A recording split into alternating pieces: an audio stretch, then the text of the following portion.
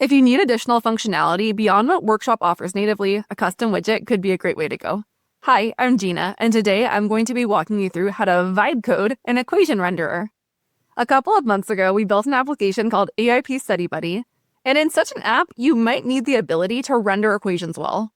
And so today, we're going to be vibe coding an equation renderer and putting it into that application. Before we get started, a quick word from our founder. Discover how Palantir customers unlock more value from Foundry and AIP thanks to our live instructor-led trainings. We are Ontologize, a group of former Palantir engineers who love teaching. We've trained thousands of Palantir users at leading organizations around the world. Unlock the full potential of your Palantir deployment by going to ontologize.com. You may recall this from a couple of months ago, but we built an app called AIP Study Buddy. The goal of this application is for you to be able to paste in notes and generate flashcards.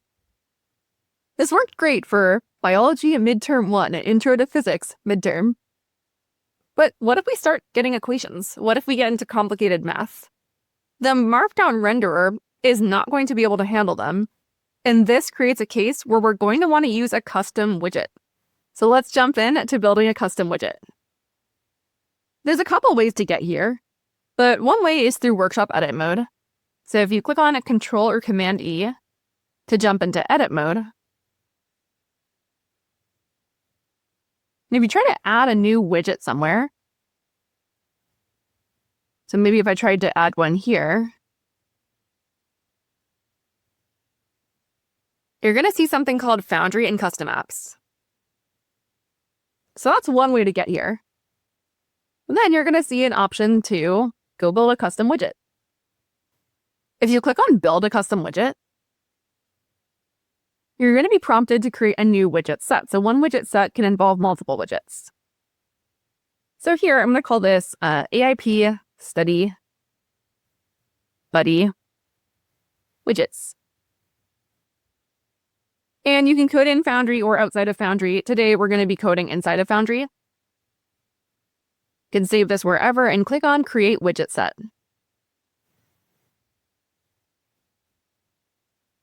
Now you have the option to enable ontology APIs. That's if you're going to need to build a custom widget that actually takes in objects. This one is going to be a little bit easier because it just needs to take in text. So we don't actually have to enable anything here. And we don't even have to add any local SDK data entities. Not going to be necessary for this. We're going to click on Skip and Configure Later. And we're going to vibe code up our widget. So you're going to click on Edit in Code Workspace. And this is going to load up a code repository where we're going to be able to code up our widget. Now, specifically, this is going to be an app development repository. And so this is going to be using React. Let's give this a moment to keep loading. But you'll see that this is using the Palantir extension for VS Code. So it looks like VS Code, but we're still in Foundry. So let's wait for everything to load here, and then we're going to take a tour. And now that it's loaded, we can preview a widget. We haven't actually authored anything yet, but you'll see that it comes out of the box with a default custom widget, loads up dev mode. And you'll see here that we have our counter loaded. And so this is just a simple widget that comes out of the box for us. So I could reset this counter, it just counts and shows a count. If you want to take a peek at what's going on here, if you look at the Explorer, you can see that this is all configured in the widget.tsx. And so that is our counter widget. Now, we don't want a counter, we want a equation renderer. And this equation renderer should take care of rendering equations, but it should also render text. So we want a mix of text and equations. So normally when you think of writing and rendering equations, you probably think of LaTeX if you have any sort of math background. In our case, we're going to be using Kotek to do this. So Kotek is a JavaScript library that's from Khan Academy. That's what it's called, Kotek. And it's designed for rendering formulas on the web using LaTeX. So that's what we're going to be using. So we're going to add some prompting to make sure that it's using Kotek and that it works with text as well as equations. So let's get to prompting. Of course, if you're doing this all locally, you can use whatever LLM coding assistant you choose. But if you're coding in Foundry, you're going to want to use continue.dev. So let's go ahead and write our prompt. So we're going to say, build me a widget that renders LaTeX formulas. Here we're going to outline the requirements. So requirement number 1 is that we're going to use Kotek. So use Kotek npm package for rendering. Requirement number 2, 2 parameters. We want the LaTeX input. That's going to be a string. And we also want the font size. And that could be in RAM or could be pixels.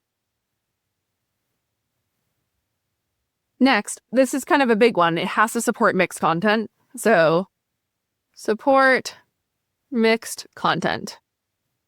The input will contain plain text with inline math wrapped in. And so we're going to do dollar signs to do our equations, like so. And display equations wrapped in double dollar signs.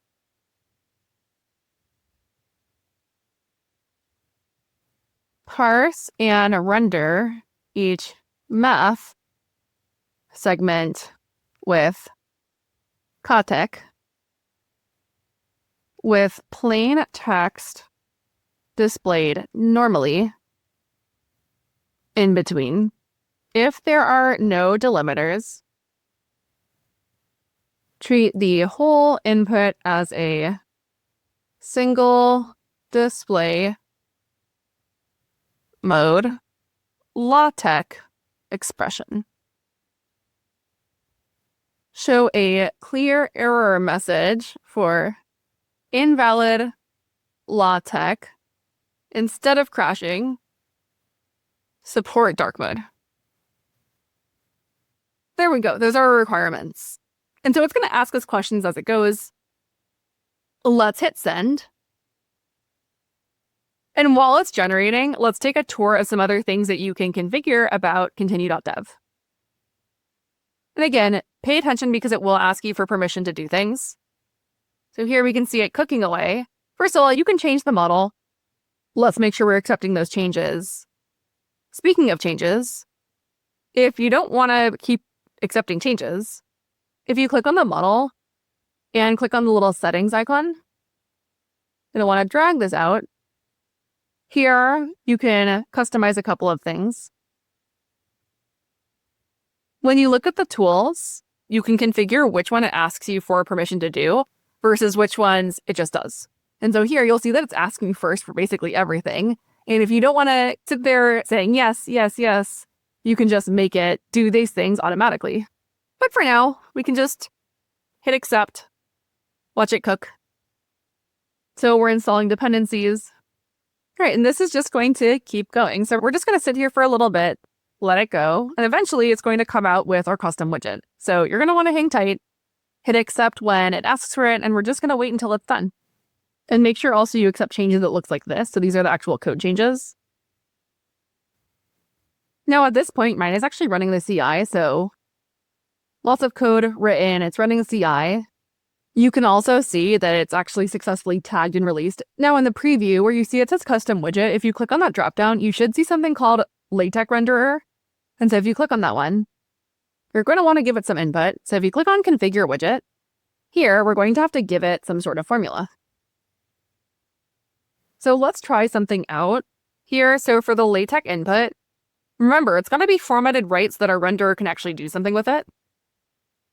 You'll see here, the bullet points didn't quite turn out great, but things look okay with respect to rendering text and rendering formulas.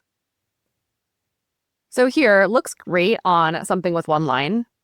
And remember, this is what we're getting just after one shot. So no intervention from me. I wrote the prompt, let it cook. This is what I get.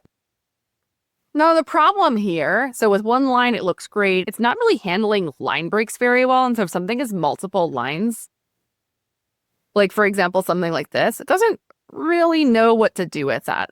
And so something that we could do right now is add more prompting so that it adds line breaks when it should. So again, this could be a good starting point, but we probably want it to be able to handle those Unicode bullets. So let's say something like, make sure that when the widget gets a Unicode bullet point, that it starts a new line. And of course, there could be many other cases that we're going to want to handle, but let's try that one, see if we can get things better looking. Now make sure that as it cooks, you accept the changes, unless of course you just let it do everything. So now it's done some things and it's actually already published a new tag.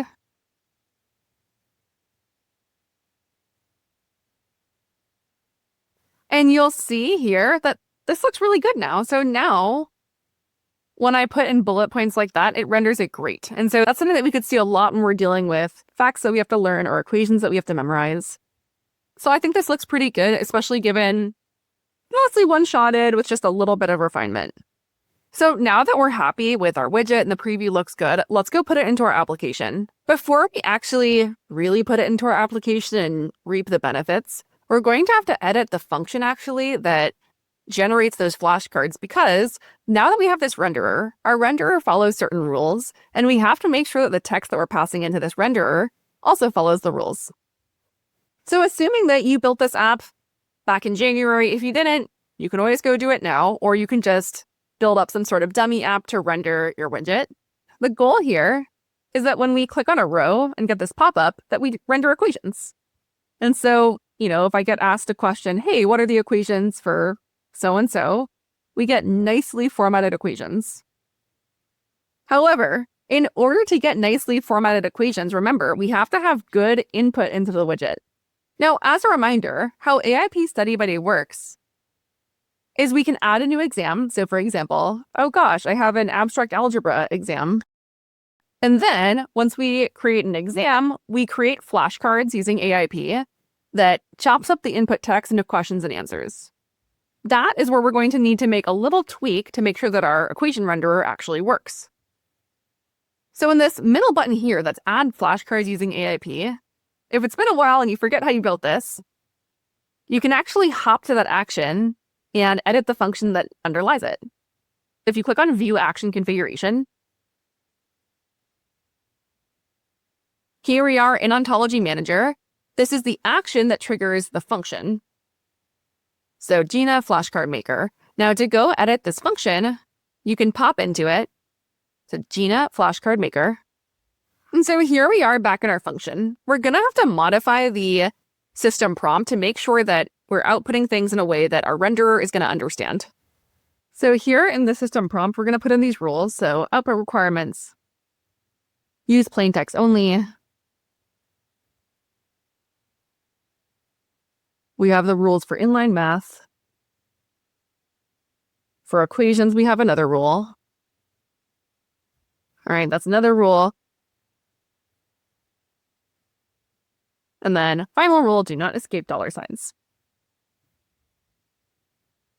And so that is going to give us parsable output. So once you've published everything, you're going to want to make sure that you upgrade your action. There's actually a handy little link to do that right here. You're going to want to upgrade this to 1.2.0 and then save that. I'm back in my application now. So now let's say I add a new exam. So I'm going to add a new exam. Let's say abstract algebra midterm 1. So submit, there's my new exam. Now I'm going to want to generate flashcards for that exam. So when I click on add flashcards using AIP, I'm going to drop in some notes. So lots and lots of notes. And then for the exam, that's going to be abstract algebra, and then I'm going to hit submit. So in the background, my flashcard maker is going to sift through those notes, chop them up into questions and answers. And here we have our results. You'll notice that the table is not rendering the equations properly, so you might need another custom widget for that. But the point is, if we click on one of these, we want the questions and the answers to render better. So let's go plug in our custom widget. To do that, we're going to open our overlay, which has the actual flashcard. And so we're going to replace the section header, which has the question, and the answer, both with our custom widget, but with different variable inputs. So I'm actually going to add a new section below and then another section. And then I'm going to straight up delete this widget and get rid of the header. And so here in this section, I'm going to click on Add Widget and click on Foundry and Custom Apps. And you're going to click on Custom Widget. We already built one. So click on Custom Widget. And you're going to hit Select. You should see something in your recents called something like AIP Study Buddy Widgets, and click on Select. And this is a widget set, so it can be composed of multiple widgets. You're going to want to click on the LaTeX renderer. And for the version, it's going to be the latest one. And then we need the inputs. And for the string variable, for the input, it's going to be the question. So flashcard question. Looks great. And you can control the font size if you want. No need to touch that there. And for the other widget, same deal. Foundry and Custom Apps, Custom Widget. We're going to select that one. Select AIP Study Buddy Widgets. The widget is our LaTeX renderer, and the version is going to be the latest. And for the input, it's going to be the flashcard answer. Looks great. Of course, these are pretty simple equations in the grand scheme of things, but things are looking better. We'll just make sure that this is taking up all the space. Save your work. And we can also admire this with a couple of other examples. So we can try this one, for example. Looks pretty good. Homomorphism. Great. Of course, there's always going to be room for improvement here, but this is what we get in one prompt with one little tweak. So feel free to try this out and let us know what you think. Thanks for watching. We hope you found this useful. Let us know if you built anything cool with it in the comments.